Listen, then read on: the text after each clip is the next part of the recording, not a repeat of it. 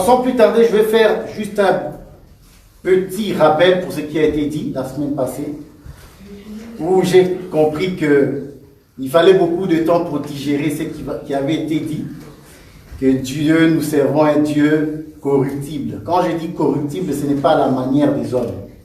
C'était dans la révélation. Nous voyons que Dieu a dit à Moïse que les juges ne doivent pas accepter les présents. Pourquoi? De peur d'être corrompus et de ne pas pouvoir faire justice.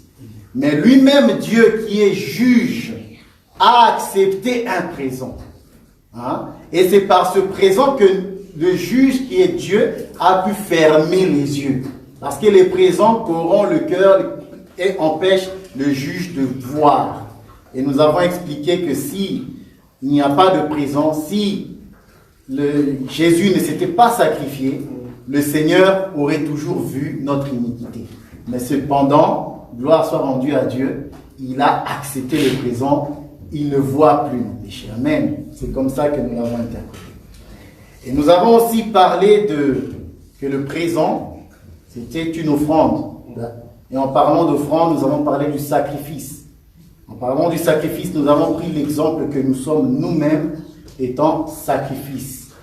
Comment nous devons être un bon sacrifice en face du Seigneur, c'est-à-dire de ne pas être boiteux, avoir des défauts. Et nous avons vu comment Paul nous a expliqué cela, comment être saint, agréable à Dieu, par une bonne conduite, et ainsi de suite. Amen. Nous avons aussi parlé d'Élie. Élie qui va représenter Christ. Pourquoi? Parce que Élie va dire au peuple, approchez-vous. Et nous avons pris cet exemple du temps de Moïse. Parce que du temps de Moïse, lorsque Dieu est descendu sur la montagne, personne ne pouvait s'approcher. La Bible dit que c'était tellement terrifiant qu'un animal qui s'approchait, qui osait toucher cette montagne, était tué. Et ça, nous avons vu que c'est le temps de la loi où le peuple ne pouvait pas s'approcher de Dieu. Mais nous sommes du peuple du soir où Élie dit approchez-vous. Pourquoi? Parce qu'il va offrir un sacrifice à Dieu et Dieu va répondre par le feu. Et nous avons vu que le feu, en réalité, c'était le baptême de feu, donc la souffrance. Nous avons dit qu'un sacrifice, le sacrifice que nous sommes, il est impossible de ne pas souffrir. En tant que chrétiens, nous devons souffrir. Et les souffrances sont nécessaires, nous l'avons vu. Et c'était nécessaire, pourquoi? Parce que quand ces choses-là arrivent, ça permet aussi au Seigneur de pouvoir trier dans l'Église qui appartient au Seigneur. Amen. Et nous avons dit que le feu qui a consumé le sacrifice a transformé le corps de l'animal en fumée. Pourquoi? Parce que nous sommes le sacrifice de Dieu, la parole de Dieu nous brûle pour être transformés, pour monter vers lui. Amen. Amen. C'est ça que nous avons dit la semaine passée. Alors nous allons continuer dans la même pensée, mais d'une autre manière. Et j'aimerais que quelqu'un puisse lire pour nous un verset dans le livre de Lévitique, chapitre 21. Bon. À la maison, vous pourrez tout lire. Mais moi, ici, non. Lévitique, chapitre 2. On va d'abord aller au chapitre 2. Chapitre 2, à partir du verset... Non. Ça, c'est après. Alors, chapitre 21. On reviendra sur le chapitre 2 après, vers la fin. C'est un très beau chapitre. Je souhaite que, quand vous avez le temps chez vous, prenez le temps, lisez tous les chapitres. C'est vraiment un beau chapitre. Nous, ici, on va lire le chapitre 21, à partir du verset 16. Est-ce que j'aurais quelqu'un? Lévitique, chapitre 21, à partir du verset 16. L'Éternel parla à Moïse et dit, parla à Aaron et dit, tu tombes de la race et parmi tes descendants, qui aura un défaut corporel, ne s'approchera point pour offrir l'aliment de son Dieu. Tout homme qui aura un défaut corporel ne pourra s'approcher un homme aveugle, boiteux, ayant le nez camus, ou un membre allongé, un homme ayant une fracture au pied ou à la main, un homme bossu ou grêle, ayant une tache à l'œil, la gale, une dartre ou les testicules écrasés, tout homme de la race du sacrificateur Aaron qui aura un défaut corporel ne s'approchera point pour offrir à l'Éternel les sacrifices consumés par le feu. Il a un défaut corporel. Il ne s'approchera point pour offrir l'aliment de son Dieu. Il pourra manger l'aliment de son Dieu, des choses très saintes et des choses saintes. Mais il n'ira point vers le voile et il ne s'approchera point de l'autel, car il a un défaut corporel. Il ne profanera point mes sanctuaires, car je suis l'Éternel qui les sanctifie. C'est ainsi que parla Moïse à Aaron et à ses fils et à tout le peuple d'Israël. Amen. Amen. Voilà. Donc aujourd'hui, on va continuer le sacrifice et on va insister un peu sur les défauts. Les défauts corporels. C'est Moïse qui parle à Aaron. Dieu demande à Moïse de parler à Aaron. Parce qu'il est question de sacrifice. Il est question de pouvoir s'approcher de Dieu devant le peuple. Amen. Et Moïse dit à Aaron ceci.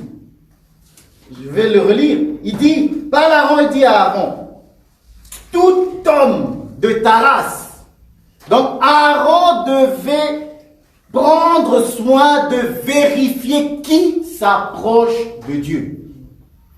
Parmi ses enfants, parce que c'est de la lignée d'Aaron que le sacrifice est donné. Donc, qui de ses enfants s'approche de Dieu? Comment ils sont et dans quel état ils sont? Donc, il devait voir tout ce qu'ils sont. Donc, si un de ses enfants a un défaut, il ne peut pas s'approcher de l'Éternel. Donc, Aaron a cette responsabilité de vérifier que celui qui va offrir n'a pas de défaut. C'est ça que nous avons aujourd'hui. Les ministres responsables de l'Assemblée doivent vérifier doit être attentif, vérifier que ceux qui prêchent, ceux qui montent ici, moi y compris, que nous n'avons pas de défauts. Au temps de Moïse, c'était physique. C'était des défauts corporels. Ça, c'est du temps de la loi, c'était corporel. Mais de notre temps, qu'est-ce que cela veut dire? Nous allons expliquer ces choses. Parce que de notre temps, le ministre doit bien vérifier, doit analyser toutes les personnes qui montent ici. Comment? Nous allons voir que Moïse parle des boiteux, on va les stipuler. Et Paul aussi va venir nous aider. Hein? Donc, il y a Moïse et il y a Paul qui nous aident pour comprendre comment savoir que celui-ci peut monter, celui-ci ne doit pas. La Bible dit, il ne s'approchera pas. Il n'a pas le droit. Qu'il s'assoie, qu'il écoute, c'est bon, mais qu'il ne monte pas. Prêcher, donner l'enseignement au peuple. Pourquoi? Parce qu'il a un défaut. Quand on a des défauts, on ne peut pas monter à la chair. Amen. Alors il commence par dire, j'aime ça, maintenant on va commencer. L'Éternel parla à Moïse et dit, parle à Aaron et dit, tout homme de ta race et parmi tes descendants qui aura un défaut corporel ne s'approchera point pour offrir l'aliment, amen, de son Dieu. Tout homme qui aura un défaut corporel ne pourra pas s'approcher. Un homme aveugle. La Bible dit un homme aveugle. Je vais associer l'aveugle dans ce que Jésus a dit. Un jour, Jésus va dire à un de ses disciples, laisse ces gens-là, parce que ce sont des aveugles qui conduisent d'autres aveugles. Ils vont tomber dans un trou. Or, un serviteur de Dieu doit avoir les yeux bien ouverts. Ça veut dire quoi? Ça veut dire qu'un serviteur de Dieu ne peut pas manquer de voir. Il y a voir dans les dons prophétiques et il y a le don voir dans la parole de Dieu. Un serviteur de Dieu doit être capable de voir. Si tu ne sais pas voir, tu ne sauras pas expliquer la parole.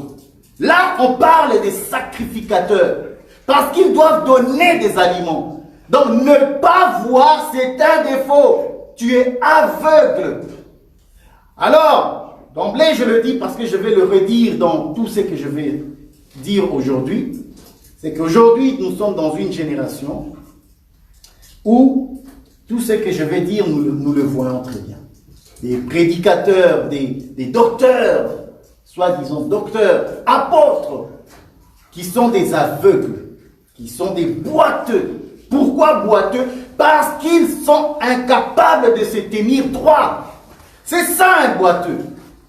Un homme incapable de se tenir ferme. Il tombe. Pourquoi? Parce qu'il n'a pas de force dans les pieds. Un aveugle ne voit pas. Il ne sait pas. Donc, il prêche les ténèbres. Et il ne prêche pas la lumière. Ça, c'est toutes les personnes qui nous prêchent. Parce que la Bible le dit plus bas. Il dit... ayant, je crois 19, un homme ayant une fracture, non ça c'est fracture, une tache aux yeux, le nez Camille mêlé, un homme qui aura un défaut corporel ne pourra s'approcher, un homme aveugle, boiteux, ayant un nez camus ou un membre allongé, un homme ayant une fracture au pied ou à la main, un homme bossu ou grêle, ayant une tache à l'œil, voilà, c'est ça que je veux. Il a une tache dans l'œil. Il y a de ceux qui sont aveugles et il y a de ceux qui ont des taches dans l'œil. Ils ne voient pas. Or, Jésus dit, l'œil est la lampe du corps. Il dit, si ton œil est en bon état, tout ton corps est dans la lumière. Mais si ton œil est en mauvais état, tu es dans les ténèbres. Donc, un serviteur, un homme de Dieu, un frère, soi-disant capable, ne peut pas monter ici si on n'a pas vérifié que tu as les yeux pour voir. Si on a vérifié que tu n'as-tu pas des taches dans l'œil. Ce que je dis, oui, c'est pour les serviteurs de Dieu, c'est aussi pour tous les chrétiens. Vous allez le voir, pourquoi? Parce que nous sommes aussi appelés royaume des sacrificateurs. Dans cette assemblée, dans les 4 murs, le berger de la maison doit vérifier ces choses. Qui je laisse monter ici? Qui je fais approcher près de moi? Ceux qui sont autour de moi, n'ont-ils pas de défaut? Si tu as un défaut, tu ne peux pas t'approcher. C'est ça la parole. Si tu n'as pas les yeux pour voir, tu ne peux pas t'approcher. Si tu as des taches dans les yeux, tu ne peux pas t'approcher. C'est la parole de Dieu. Amen. Amen. Parce que nous sommes un sacrifice. Et un sacrifice doit être sans défaut. Alors nous allons prêcher comment être sans défaut. Amen. Amen. Lisons Hébreux 12. J'aime beaucoup ce verset. Tous les versets que je vais donner aujourd'hui, je les aime. Parce que c'est la parole de Dieu et c'est magnifique. Hébreux 12. Ah, j'aime ça. Hébreux 12, versets 12 et 13. Hébreux chapitre 12, versets 12 et 13.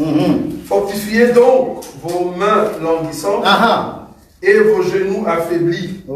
Et suivez avec vos pieds de voie droite, afin que ce qui est boiteux ne dévie pas, voilà, mais plutôt se raffermisse. Je continue? Non, c'est bon, merci beaucoup, docteur.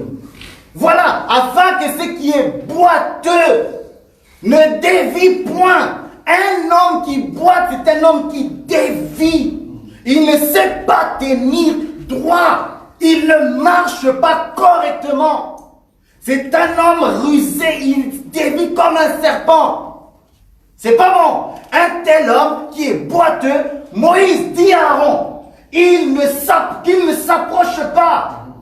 Il n'a pas le droit. Il a un défaut. Beaucoup d'hommes de Dieu aujourd'hui ont ce défaut. Ils dévient, ils ne savent pas tenir droit. Fortifiez vos mains languissantes et vos genoux affaiblis. Et de l'autre côté, Moïse va dire, tout homme qui aura un défaut corporel ne pourra s'approcher. Un homme aveugle, boiteux, ayant un nez camus, un nez écrasé. Pourquoi il parle du nez? Parce que lorsque le Seigneur a créé, formé Adam, la Bible dit que Dieu a soufflé dans ses narines. C'est dans les narines que le souffle est entré et l'homme est devenu un être vivant. Alors il ne peut pas avoir un nez camus, c'est-à-dire quoi? Le chemin par lequel le Seigneur va lui parler. Parce que le souffle de Dieu, c'est sa parole, c'est la révélation. Or, le nez, c'est le canal, c'est l'esprit. C'est le canal par lequel Dieu parle à l'homme, se révèle à l'homme. Proverbe. J'aime ce verset. Amen. Proverbe va dire que le souffle de l'homme est la lampe de l'Éternel. C'est ça. Proverbe 20.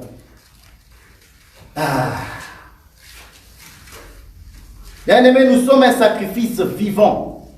Nous ne pouvons pas être boiteux. Alors nous allons voir pourquoi et comment on ne doit pas être boiteux. Amen. Proverbe 20, verset 27. Je crois. Proverbe chapitre 20, le verset 27. Le souffle de l'homme est une lampe de l'Éternel. Il pénètre jusqu'au fond des entrailles. Je continue? Non, c'est bon. Voilà. Le souffle de l'homme est la lampe de l'Éternel. Alors, souvenons-nous que lorsque Isaac voulait bénir Ésaü, Jacob, il a dû le sentir. Donc sentir l'odorat, c'est à ça que nous sert le nez. Or, le nez doit être bien. Il ne doit pas avoir des obstacles. Capable de sentir que cette odeur-là, ça c'est l'odeur de mon fils. Un chrétien, un homme de Dieu doit être capable de sentir que celui-là est de Christ. Il est capable, c'est lui que je dois bénir. Les sacrificateurs ne doivent pas avoir un nez écrasé parce qu'ils doivent sentir les odeurs. Il doit sentir les odeurs du Fils de Dieu, du sacrifice, des aliments qu'il va offrir. Amen. Donc un chrétien ne peut pas, le nez d'un chrétien, quand je parle du nez, vous comprenez que c'est l'esprit. Hein? Le nez du chrétien ne peut pas être obstrué. Comment est-ce que le nez est obstrué? C'est quand il est écrasé, il est malade. Alors il est dans l'incompétence de servir dans la table du Seigneur. Amen. Voilà. Ayant un nez camus ou un membre allongé, un homme ayant une fracture au pied, j'aime ça. Fracture au pied. Est-ce qu'on peut relire le livre d'Hébreux là? Parce que lui, il nous parle de fractures au pied. La fracture. Quand on dit fracture, ça veut dire qu'il a des membres cassés. On est tous d'accord. Donc, déjà, il ne peut pas, parce qu'il a des membres qui sont cassés. Hébreux, toujours 12. Magnifique. Hébreux, 12, toujours. Oui, c'était 12. Combien? C'était 12. Okay. 12. Fortifiez donc vos mains languissantes et vos genoux affaiblis, et suivez avec vos pieds de voie droite. Amen. Afin que ce qui est boiteux ne dévie pas, mais plutôt se raffermisse. Voilà. Suivez avec vos pieds. Donc les pieds doivent suivre. Suivez des voies droites. Or, le sacrificateur Aaron doit observer tout ça. Est-ce que cette personne marche dans la droiture? Est-ce que cette personne obéit à la parole? C'est un travail. Un travail. Aaron a un travail à faire. Et il le fait à qui? D'abord dans sa famille, dans ses enfants. Parce que vous savez que les Lévites n'ont pas de frères. Dans la parole de Dieu, il n'y a pas de famille. C'est la parole de Dieu. Il n'y a pas d'amis. Donc si tu as des défauts, si tu ne sais pas marcher droit, si tu as des fractures au pied, tu ne sais pas suivre la voie droite, tu ne t'approcheras pas. Il est interdit pour toi, strictement interdit, de s'approcher et de prêcher. Tu ne peux pas. Tu es un homme impudique, tu ne peux pas. Voleur, tu ne peux pas. Tu ne dois pas. On ne peut pas te permettre d'être ici et de prêcher. C'est ce que Moïse a dit. Alors, non seulement il a des fractures au pied, mais il a encore des fractures à la main. C'est ça. On a lu ça dans Lévitique. Ça veut dire quoi? La main, vous savez que c'est avec les mains qu'on travaille. Donc, si tu as des fractures, c'est impossible que tu travailles et que tu produises des fruits. C'est ça la productivité. Les mains, c'est la productivité, c'est le travail. Donc, si tu as une main fracturée, les pieds fracturés, tu es boiteux, tu as des défauts, tu ne peux pas servir Dieu. Tu ne marches pas droit. Tes mains sont incapables de faire des bonnes œuvres. Voilà. Tu es dans l'incapacité de produire des bonnes œuvres. Tu travailles, tu ne sais pas travailler pour le Seigneur. Parce que tu es un homme colérique. Tu es un homme qui s'emporte facilement. Or, Paul va nous dire, il faut que l'homme de Dieu soit d'un caractère tempérant. Amen. Ce qui était corporel du temps d'Aaron, aujourd'hui c'est dans notre caractère, c'est dans notre marche que nous le voyons. Ce n'est pas corporel. Parce que la maladie, vous allez voir la gale, parce qu'il y a la gale. Il dit, un homme ayant la gale, la grêle. La gale c'est comme la lèpre. Il a la lèpre. Tu es comme Naaman. Or, ça, c'est une malédiction. Tu as la malédiction, toi. Tu n'es pas encore sauvé. Tu es nouveau converti. Tu n'es même pas encore converti. Mais tu veux prêcher la parole. Non. Ici, dans cette assemblée, nous allons te faire asseoir. Parce que la gale, c'est une maladie contagieuse. J'ai fait des recherches, j'ai dit, mais c'est quoi cette maladie? C'est une maladie dangereuse et contagieuse. Mais quelle est cette maladie qui est contagieuse? Si je me tiens ici et que je suis un homme, un pécheur, tout ce que je vais vous transmettre, ça sera le péché. Même si ça vous semble agréable à l'oreille, c'est le péché. Donc, un homme hypocrite, c'est la maladie, tu es malade. C'est pour ça que lorsque Pierre voulait se comporter d'une telle manière, Paul l'a arrêté très vite. Pourquoi? On va lire ça. Pourquoi? Parce que plusieurs ont commencé à prendre cette tendance. La Bible dit, influençant même Barnabas. Paul, c'est Galate. Ça c'est Galate. Mais, je lis, mais, Galates 2, verset 11. Mais lorsque Céphas vint à Antioche, je lui résistai en face, parce qu'il était répréhensible.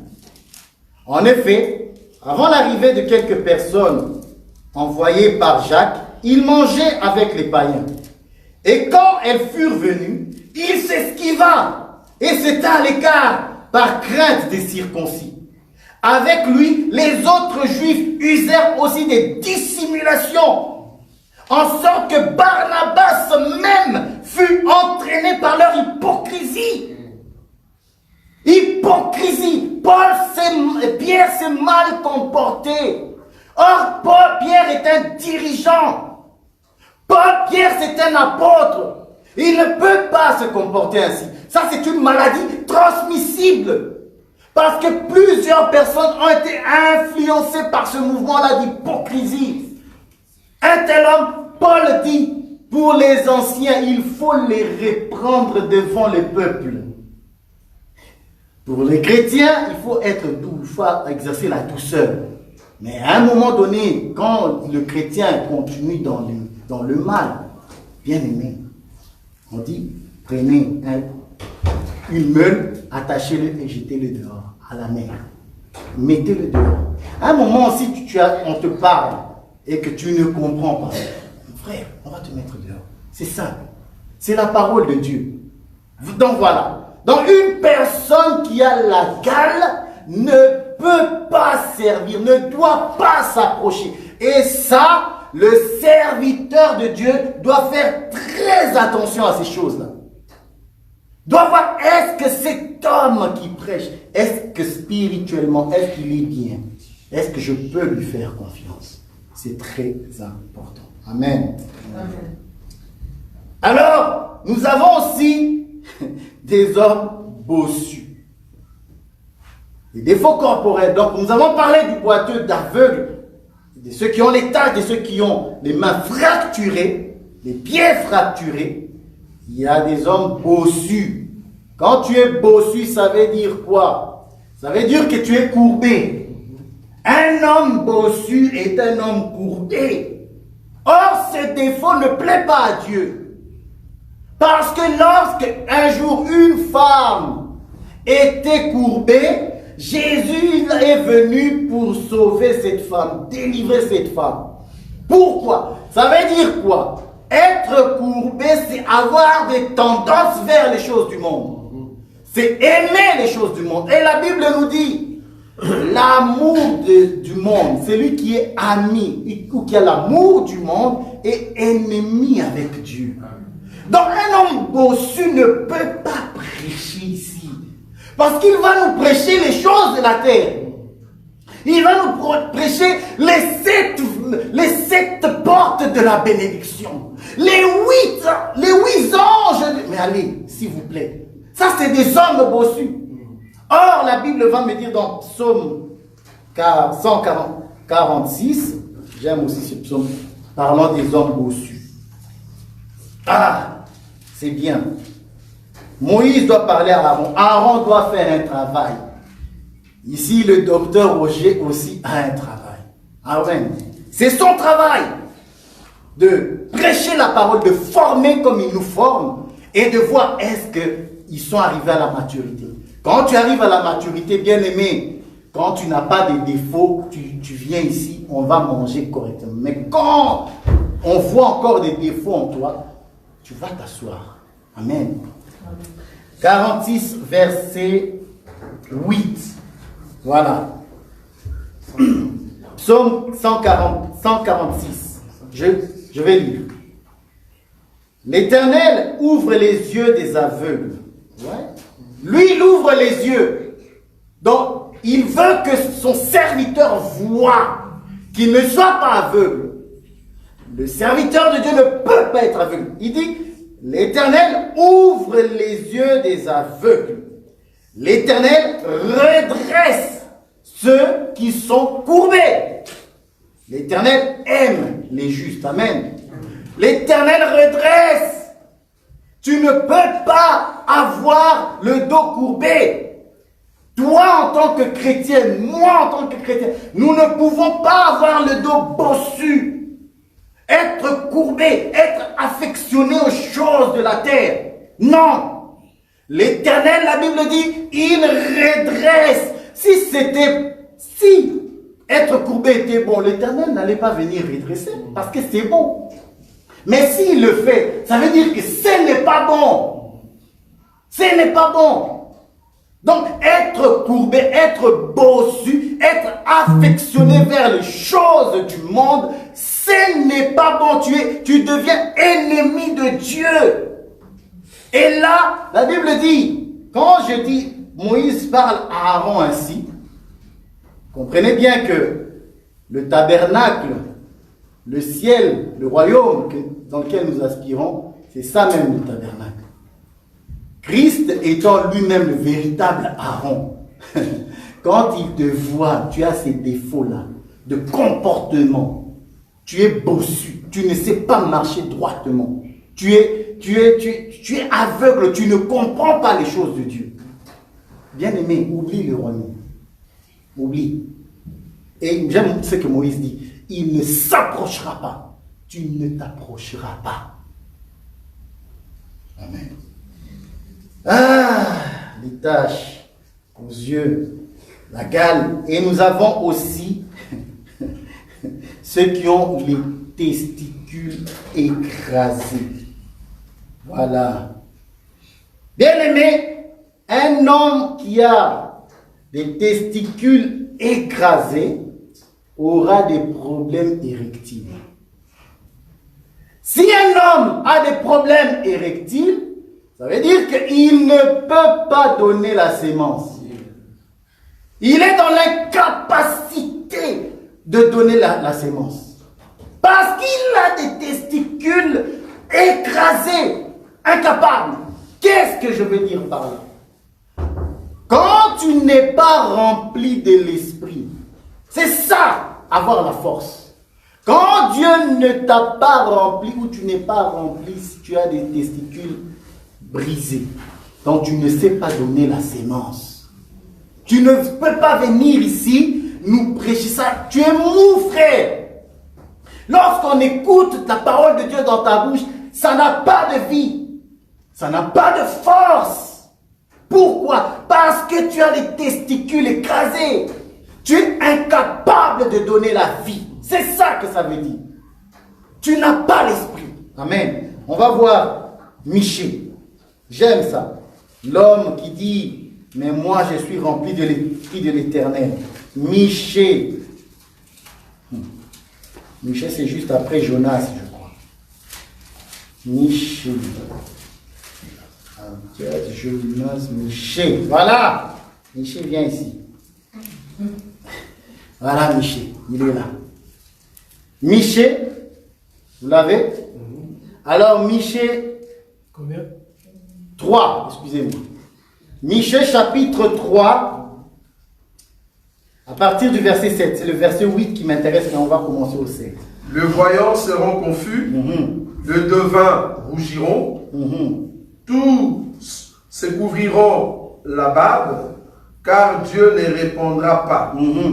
Mais moi, je suis rempli de ta force, de force de l'esprit de l'Éternel. Je suis rempli de justice et de vigueur pour faire connaître à Jacob son crime et à Israël son péché. Amen. Voilà. Mais moi, je suis rempli de force, de vigueur.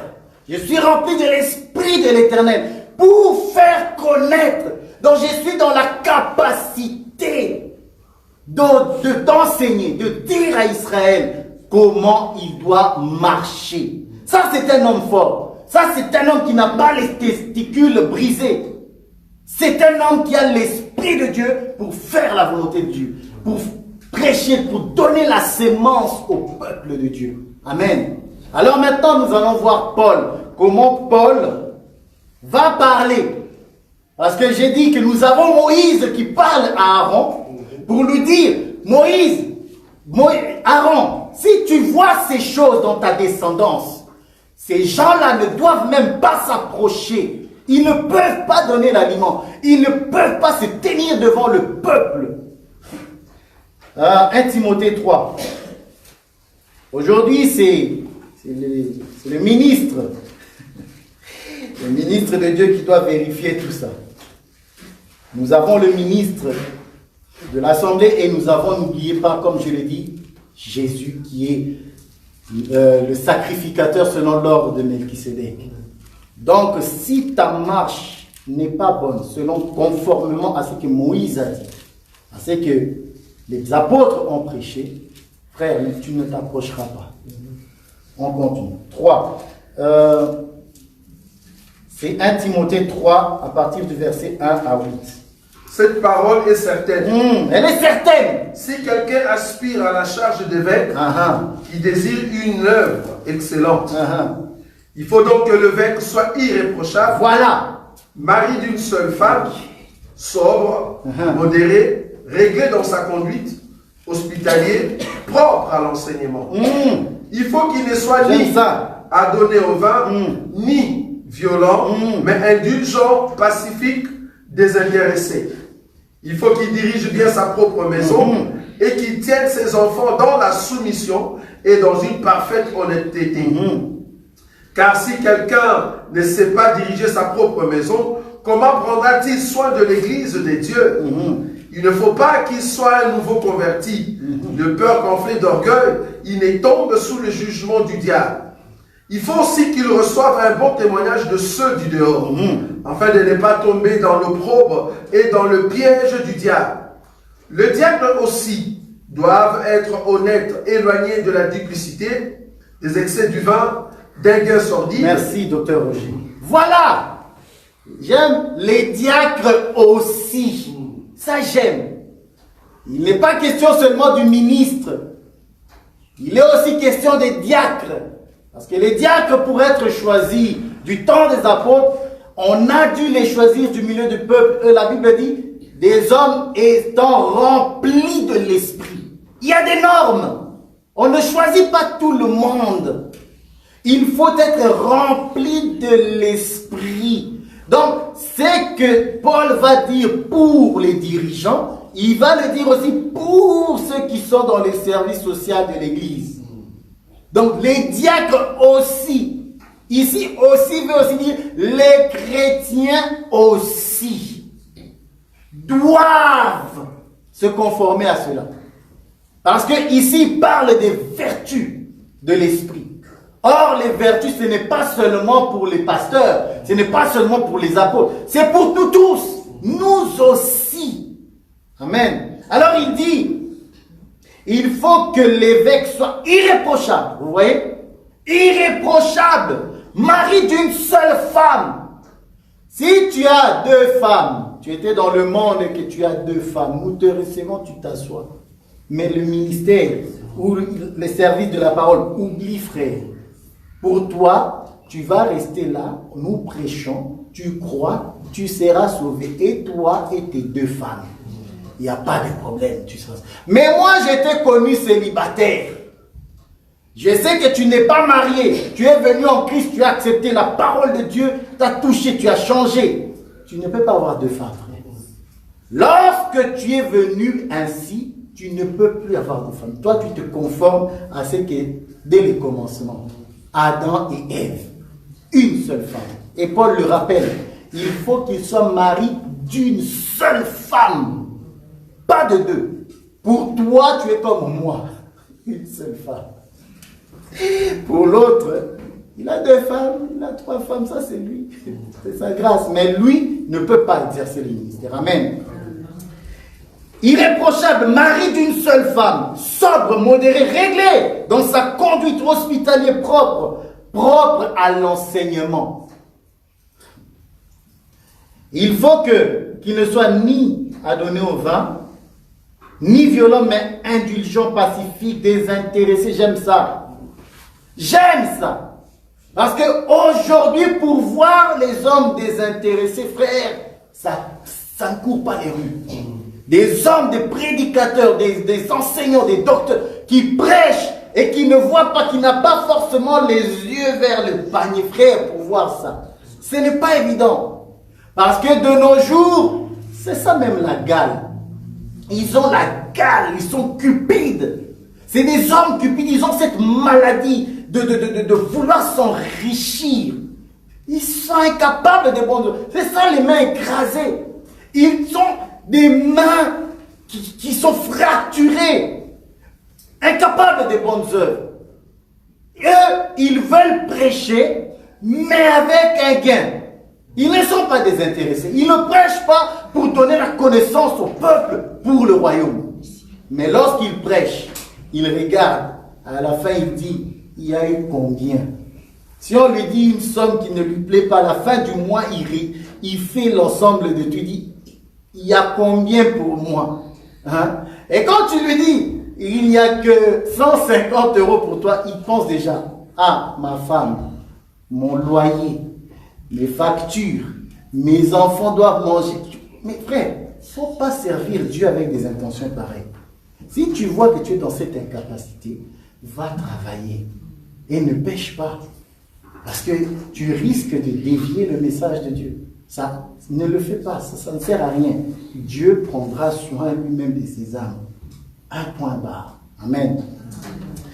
Alors nous allons en voir, ça nous avons vu les défauts corporels et nous avons vu chez Paul comment il fallait se conduire. Ce n'est pas seulement pour les serviteurs de Dieu, mais aussi pour tous. Amen. Amen. Alors comme Dieu est bon, Dieu dit dans sa parole, Ecclésiaste 4, Ecclésiaste, je vais commencer par là, et là maintenant, je vais voir l'autre aspect du sacrifice, parce que nous parlons du sacrifice. Nous parlons comment être un sacrifice agréable à Dieu, c'est-à-dire au niveau de notre conduite. Ecclésiaste 4 à partir du verset 17. Ecclésiaste chapitre 4. Bien-aimés, soyez s'il vous plaît attentifs à cet Ecclésiaste, c'est très très important. J'aime trop. Oui, dans cette version, Ecclésiaste chapitre 4, verset 17. Prends garde à ton pied lorsque tu entres dans la maison de Dieu. Approche-toi pour écouter plutôt que pour offrir le sacrifice des insensés, car ils ne savent pas qu'ils font mal. Voilà, on va s'arrêter là, on va continuer. Prends garde à ton pied. Frère, le pied, j'ai dit tout à l'heure, c'est la marche. Prends garde à ta marche, étant sacrifice vivant, comme Christ l'était auparavant. Nous suivons, nous marchons sur les traces de Jésus. Donc, pour être un sacrifice vivant, la Bible dit, nous met en garde, ça c'est la sagesse. C'est Dieu dans la sagesse de Salomon qui nous dit, prends garde à ton pied. Lorsque tu entres dans la maison de Dieu, qui est la colonne et l'appui de la vérité, frère. Ici, c'est la vérité. La maison de Dieu, on ne vit pas n'importe comment, on ne pas des débauches. Ici, ce n'est pas la débauche. Ici, les hommes viennent pour recevoir l'enseignement pour la vie éternelle. Donc, fais attention comment tu marches dans l'assemblée des saints. Il dit, approche-toi plutôt pour écouter. Ne fais pas la prière des insensés. La prière est aussi une offrande. Bien-aimé, ne fais pas la prière des insensés. Mais qui est donc insensé? C'est ceux qui n'écoutent pas la parole de Dieu. Ceux qui ne mettent pas en pratique. Insensés. La Bible dit, femmes, lorsque vous priez, mettez le voile. Il y en a qui disent aux femmes, non, ce n'est pas important. Paul l'a dit. Paul l'a déclaré, l'a enseigné ainsi.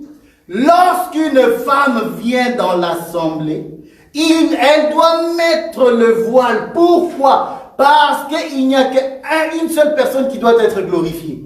Nous ne venons pas pour nous montrer notre beauté. Parce que, en réalité, Dieu a donné à la femme la longue chevelure. Or, la longue chevelure, c'est la gloire de la femme. Or, devant l'Éternel, cette gloire doit être cachée pour que Dieu seul en soit glorifié. Ça, c'est la parole de Dieu. Tu dois obéir à cela. Moi, je prêche l'enseignement des apôtres et des prophètes. Si tu n'es pas d'accord avec ça, c'est ton problème. Mais sache que tu en rendras compte. Tu en rendras compte. Parce que tu as induit plusieurs dans l'erreur. Lorsqu'il fallait donner l'enseignement sur le voile, tu n'as pas donné. Bien-aimé, je le dis, le sacrifice fait mal. Ça fait mal. Étant femme, tu dois obéir à ça. Mais oui, ça fait mal. Je le répète, le sacrifice fait mal. La parole de Dieu fait mal. Couvre-toi, c'est ça que Dieu veut. Tu es belle, oui. Tu as fait tes cheveux, tu es... Oui, voile-toi. Quand tu viens dans ma présence, voile. Ce n'est que pour un temps. On ne te demande pas de te voiler pour toute la vie. Non. Va au travail comme tu es. Il n'y a pas de problème. Mais dans l'assemblée, au moment de la prière, il faut mettre le voile. Et il est interdit à l'homme de mettre des chapeaux. J'ai vu un prédicateur. En tout cas, les gens sont très impolis. Les gens sont très impolis. Je vous dis, un serviteur de Dieu qui prêche avec le chapeau. Et il est là, il prêche. Mais bien aimé, mais Paul t'a dit quoi? Paul dit quoi dans les Corinthiens, s'il vous plaît? Paul a dit, l'homme ne peut pas mettre quelque chose sur sa tête. Parce que c'est déshonorant, tu déshonores ton maître. Il doit enlever. Mais toi, prédicateur, même pas un chrétien qui écoute, qui reçoit la parole, mais toi, un enseignant, tu ne connais pas ces choses. Mais qui t'a établi? Tu es impoli. Tu es impoli, frère. Donc voilà. Il dit, prends garde à ton pied lorsque tu entres dans la maison de Dieu. Rapproche-toi pour écouter, plutôt que pour offrir des sacrifices des insensés. Ok. Ne te presse pas. Chapitre 5. J'aimerais que vous le voyez avec moi. Ne te presse pas d'ouvrir la bouche et que ton cœur ne se hâte pas d'exprimer une parole devant Dieu. Car Dieu est au ciel et toi sur la terre. Que tes paroles soient donc peu nombreuses. Bien-aimé, ne te presse pas de prier, ça ne sert à rien. De vouloir prier avec précipitation sans savoir comment prier. La Bible dit, lorsque c'est Jésus qui le dit, si tu as un conflit avec ton frère, règle-le avant de donner ton sacrifice. Donc, tu dois être propre à l'enseignement, propre à la prière. On ne s'approche pas de Dieu n'importe comment. Il y a une manière de s'approcher de Dieu. Et ne tiens pas compte des heures et des heures des gens qui prennent du temps dans la prière, mais qui le font mal. Il y a des gens qui prient. Alors ils prient. Ils prient pendant 1 heure. Ils prient pendant 2 heures. Mais la Bible dit, ils le font mal. Parce qu'ils ne respectent pas les Écritures.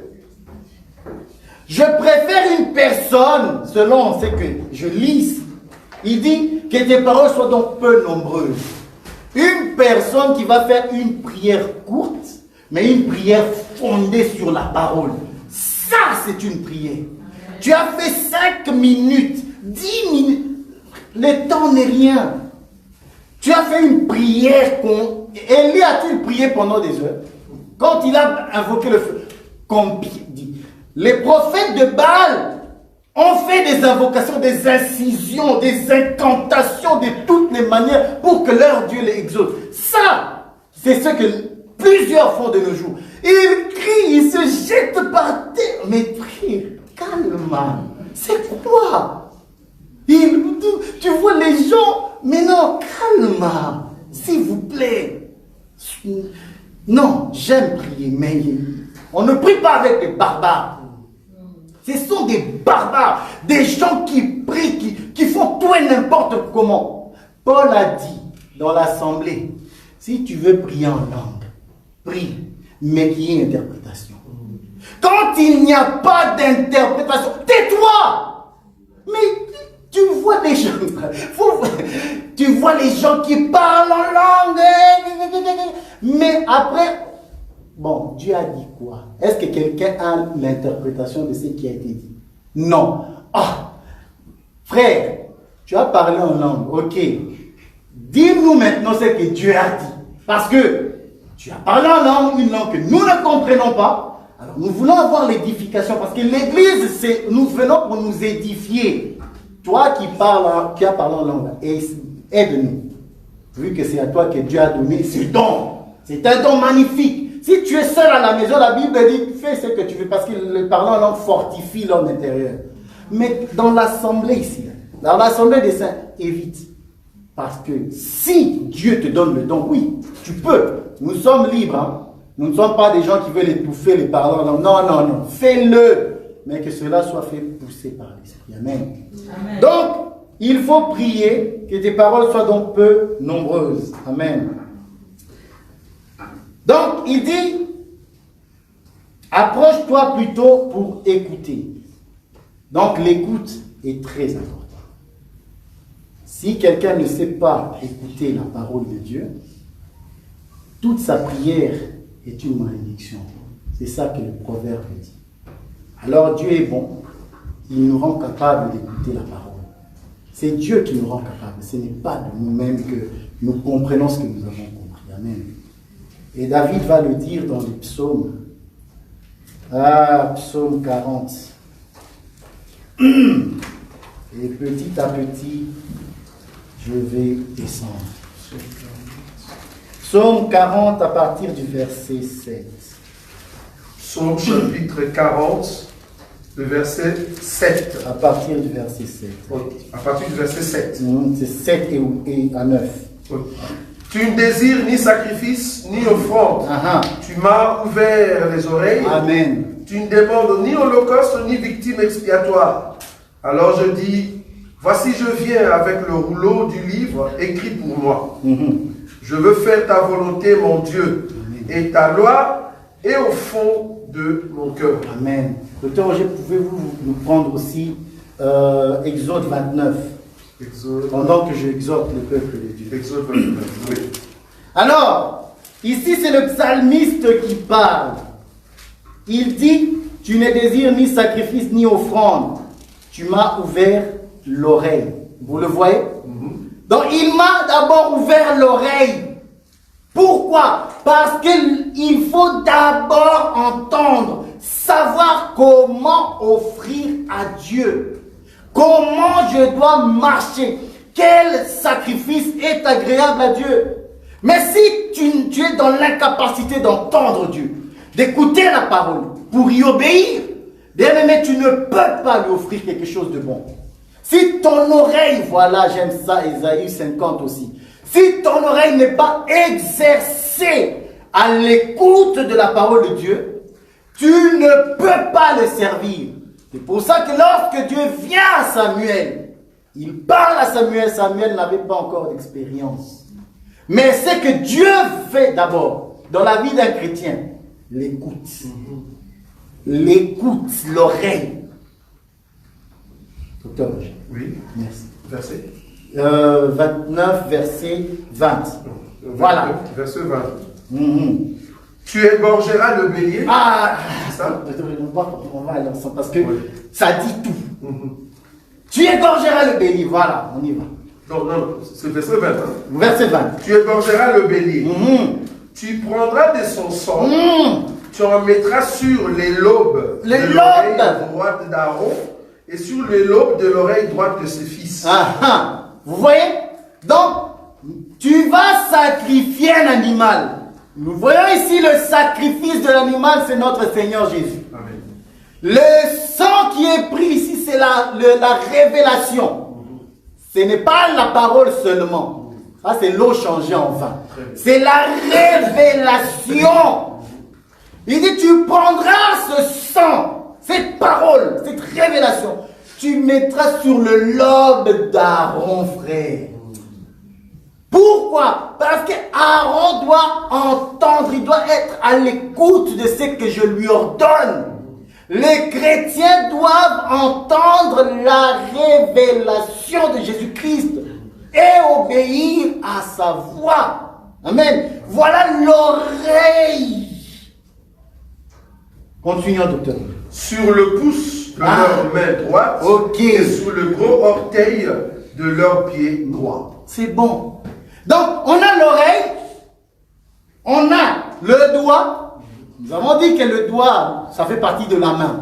Ça, c'est le travail. Vu que Aaron et ses fils vont travailler dans le sanctuaire, il faut qu'ils travaillent selon la parole de Dieu. C'est selon la parole. Si tu n'as pas, Dieu ne t'a pas marqué ton doigt, ton lobe, ton doigt et ton orteil qui est le pied, la marche, bien aimé, tu ne peux pas servir. Parce que ça, c'est Moïse qui va faire cela. Il va offrir un bélier. Donc, nous savons que le bélier, c'est le mâle de la brebis, c'est ça. Voilà. Ça, c'est encore l'animal de substitution qui prend la place d'eux. Amen. Donc, cet animal qui a pris la place, notre place, nous allons le prêcher au peuple.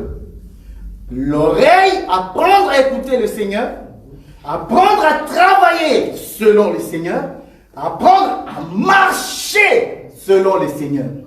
Donc nous allons mettre le sang sur le peuple afin que leur conduite et leur travail soient fructueux et que Dieu en soit glorifié. Voilà, j'aime ça. Alors nous avons Ésaïe. J'aime beaucoup le livre d'Ésaïe et j'aime beaucoup ce prophète. Ça, je vais lire ça parce que j'aime ça. Voilà, Ésaïe 50, verset 4. Là, nous parlons de l'oreille. Pourquoi? Parce que la sagesse nous a dit, prends garde à toi quand tu rentres dans la maison de l'Éternel. Viens plutôt pour écouter, afin que tu saches comment offrir à Dieu. Et ne pas offrir selon le sacrifice des insensés, des barbares. Amen.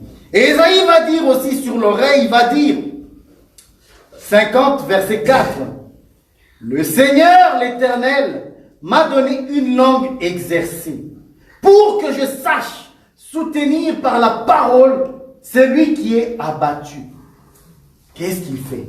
Il éveille, chaque matin, il éveille mon oreille, pour que j'écoute, comme écoutent des disciples bien-aimés. L'oreille éveillée. Donc, l'oreille a une importance capitale, parce que c'est par l'oreille que nous entendons. Donc, ça devient la bouche du chrétien. Parce que la parole de Dieu qui est dite va entrer à l'oreille et va être consommée dans son cœur. Amen. Donc, si tu n'as pas l'oreille éveillée, exercée à écouter Dieu, bien aimé, il te sera très difficile de servir Dieu, et voire même le royaume va être un peu compliqué pour toi. Alors, je vais donner un exemple, c'est une histoire de la Bible, parce que nous puisons dans les trésors du roi. C'est là que le roi a dit, puisez dans mon trésor pour aller construire le temple à Jérusalem. C'est dans le trésor du roi qu'on puise. Donc nos exemples viennent de là. L'oreille, c'est Gédéon. Dieu dit à Gédéon, voyons guerrier, j'ai donné Jérémie, Madian, les Madians entre tes mains. Va, descends dans le camp de Madian. Va, tu vas entendre. Pourquoi? Parce que lorsque tu vas entendre ce qui va être dit, ça va te fortifier. Car je remets Madian entre tes mains. Lorsque Gédéon est allé au camp, il est allé avec son serviteur. Ils sont descendus et il a entendu le récit d'un songe. Un des ennemis pouvait dire, j'ai eu un songe, j'ai vu le pain d'orge venir ravager la tente. Il a vraiment détourné le temple, mis le chaos dans le temple. Et l'explication de ce rêve, c'est son compatriote qui lui donne, et Gédéon entend. Parce que Dieu lui a dit, va, tu vas entendre. Il dit, ça c'est l'épée de Gédéon qui vient ravager tout le camp. Amen. Qu'est-ce que je veux dire par là? Je suis toujours dans l'oreille. Une oreille attentive saura faire la volonté de Dieu. Mais une oreille qui n'entend pas aura des problèmes. Or ici, Gédéon doit descendre et doit entendre. Si il n'exerce pas, s'il n'est pas attentif, il ne comprendra. Mais comme c'est Dieu qui lui a dit, c'est Dieu qui a exercé son oreille. Qu'est-ce qu'il entend? Il entend qu'il a l'autorité, la force sur les ennemis. C'est ça, bien-aimés. Nous avons tous des combats. Il n'y a pas un homme qui n'a pas de combat ici. Ce n'est pas possible. Nous sommes dans la chair, donc nous avons des difficultés, des combats dans lesquels nous sommes confrontés. Cependant, la Bible dit, va, tu vas entendre ma voix.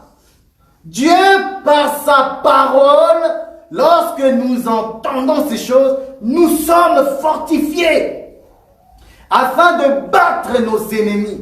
Voilà.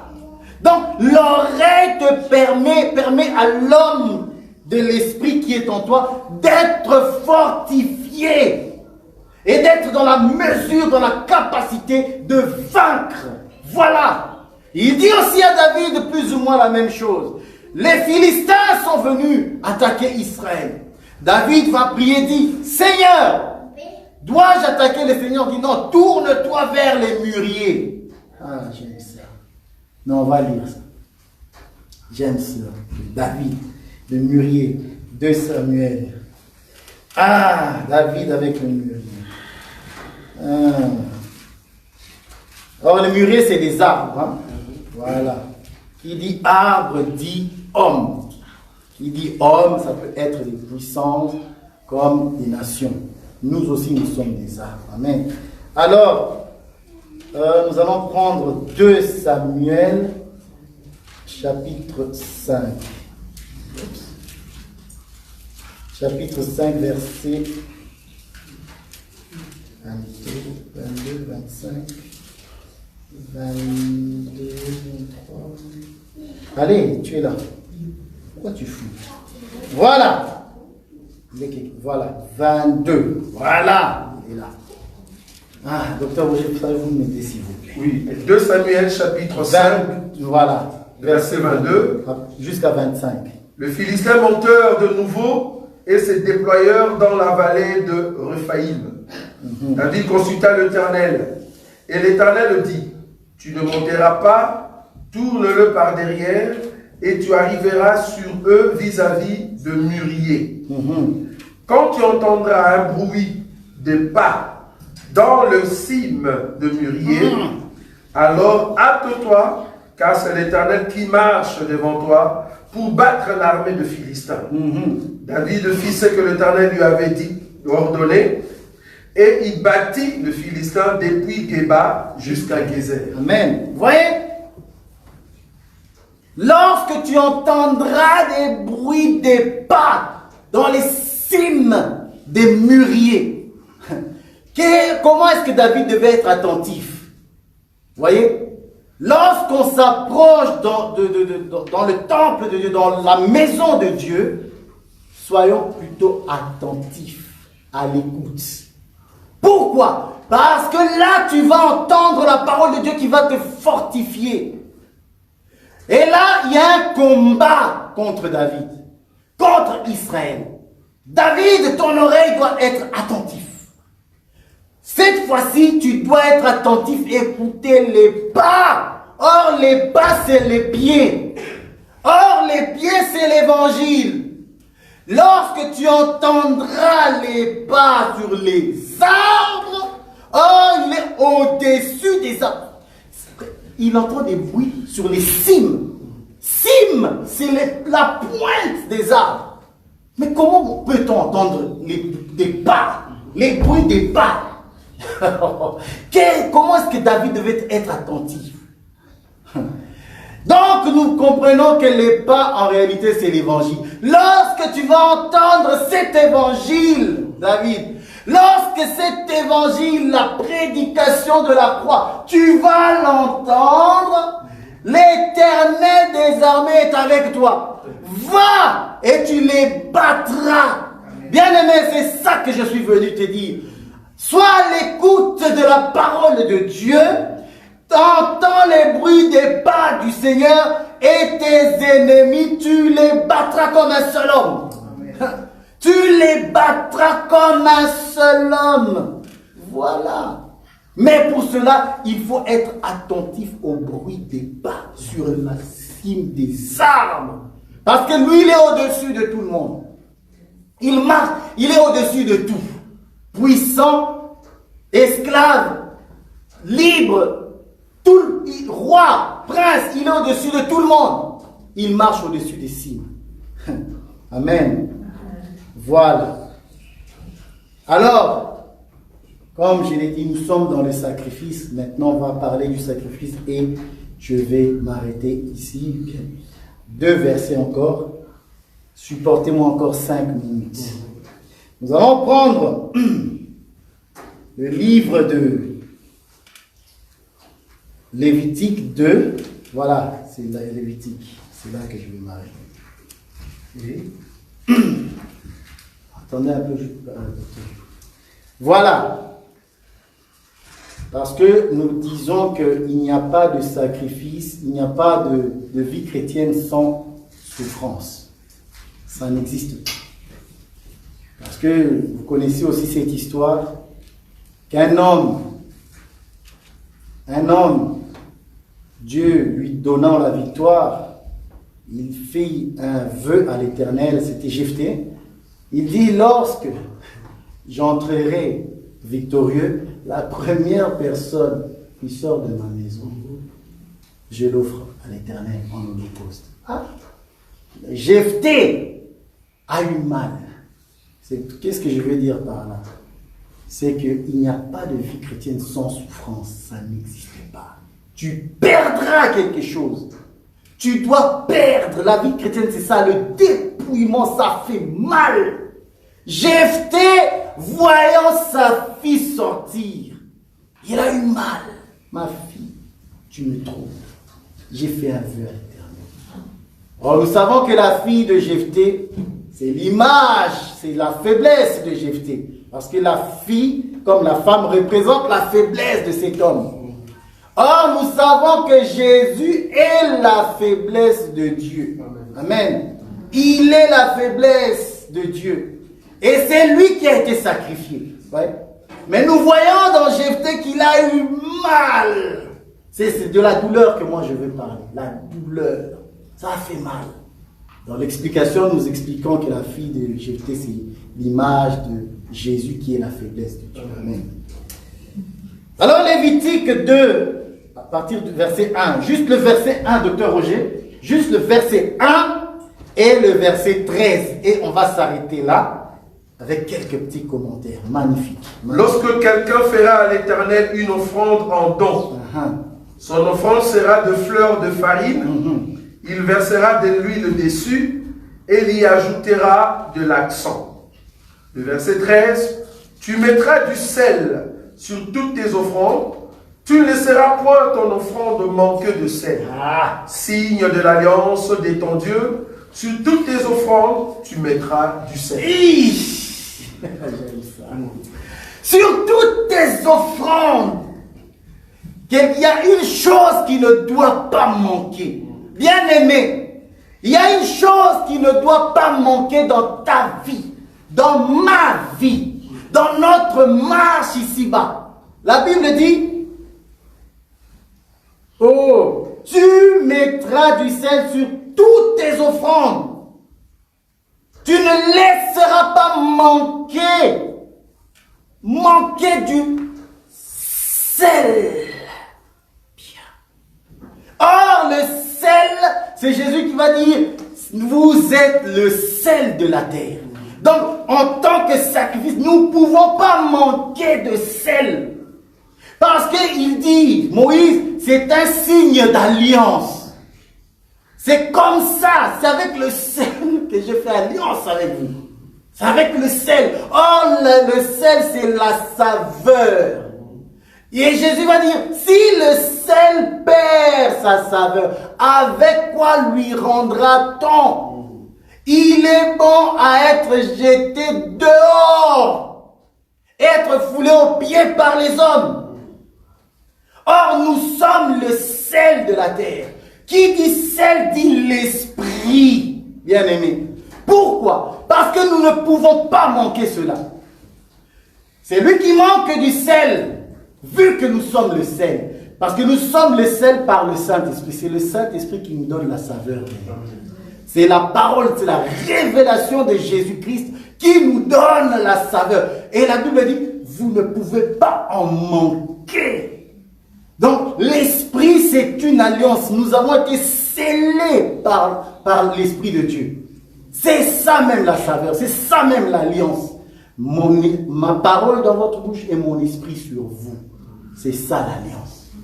Aujourd'hui, si tu as manqué, si tu manques de sel, bien aimé, ceux qui vont manquer de sel en eux-mêmes, parce que c'est Jésus dans les synoptiques, toujours, je crois que c'est Marc, il dit, ayez du sel en vous-même. Ça veut dire que nous ne pouvons pas manquer le Saint-Esprit. Et Paul va nous dire, n'attristez pas le Saint-Esprit. Veillez à ce que la lampe de l'Éternel soit toujours allumée. C'est ça le sel. C'est ça la saveur. Et quiconque en manque, la Bible dit, il sera jeté dehors. Qui dit dehors, c'est qui? C'est la Vierge folle. Qui sera jetée dehors. Et lorsqu'elle sera jetée dehors, la Bible dit, c'est Jésus, elle sera foulée aux pieds. Elle sera tuée. Amen. Elle sera tuée par les hommes. Pourquoi? Parce qu'elle a manqué de saveur. Amen. Nous sommes un sacrifice vivant. Ne manquons pas du sel. Nous ne pouvons pas manquer les enseignements. C'est ça le sel. Parce que c'est ça qui nous bâtit, c'est ça qui nous donne le goût, la saveur. C'est avec le sel que la nourriture est savoureuse. Amen. Et la Bible va dire, c'est Paul qui le dit, que vos paroles soient assaisonnées de sel. C'est ça, hein? Philippiens. Ouais. Que vos paroles soient assaisonnées de sel. Bien aimé, c'est avec ce verset que je vais m'arrêter. Si ce n'est pas Philippiens, c'est Colossiens. L'un d'entre eux. Colossiens 4, 6. Colossiens 4, 6. Merci beaucoup, docteur Roger. C'est vrai qu'il y a Il dit ceci. Que votre parole soit toujours accompagnée de grâce, assaisonnée de sel, afin que vous sachiez comment il faut répondre à chacun. Amen. Amen. Nous ne manquons pas de sel. Pourquoi? Le sel, c'est tout ce qui est savoureux. C'est les paroles de bénédiction. C'est les paroles de grâce. C'est les bonnes œuvres que nous pouvons avoir les uns envers les autres et envers Dieu. Donc, étant sacrifice, nous ne pouvons pas manquer de sel. Amen. Donc, si tu es boiteux, si tu as la gale, si tu as toutes ces choses, la Bible dit qu'il ne s'approche pas. Il faut que Aaron veille sur ces choses. Que Dieu bénisse sa parole. Amen.